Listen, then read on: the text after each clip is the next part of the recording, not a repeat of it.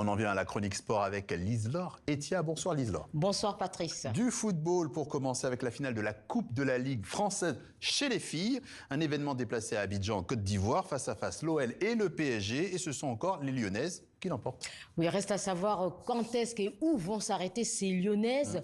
Alors, victoire sous une température de près de 29 degrés.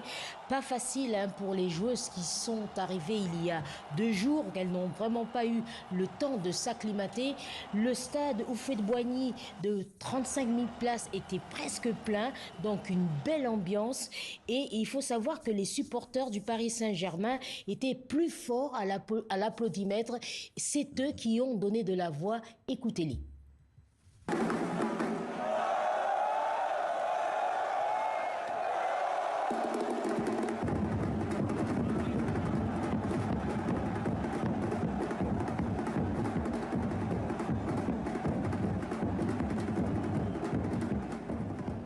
Voilà, mais ce soutien aux Parisiennes n'a pas suffi. Les Parisiennes ont été battues par les Lyonnaises sur le score d'1-0. But inscrit à la 59e minute par l'internationale haïtienne Melki Dumornay.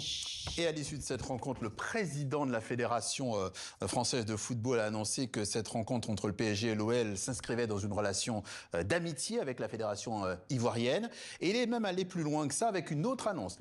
Alors Philippe Diallo effectivement a annoncé que l'équipe de France, en guise de préparation au prochain mondial, affrontera les éléphants de Côte d'Ivoire.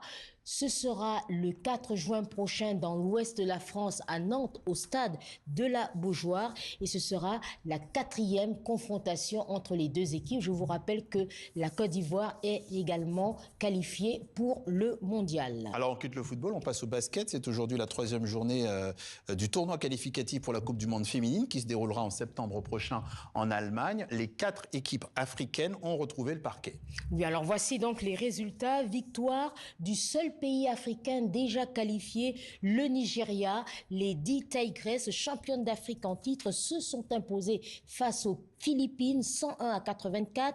Deuxième revers du Mali face à la Belgique, 81-51.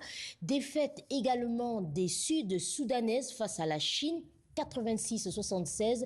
Et puis le Sénégal, en quête d'une première victoire dans ce tournoi, affrontait la Nouvelle-Zélande. Les Lionnes de la Teranga l'ont emporté 61-45. À noter que la France, elle, ce soir, s'est qualifiée pour la prochaine Coupe du Monde qui se déroulera en Allemagne.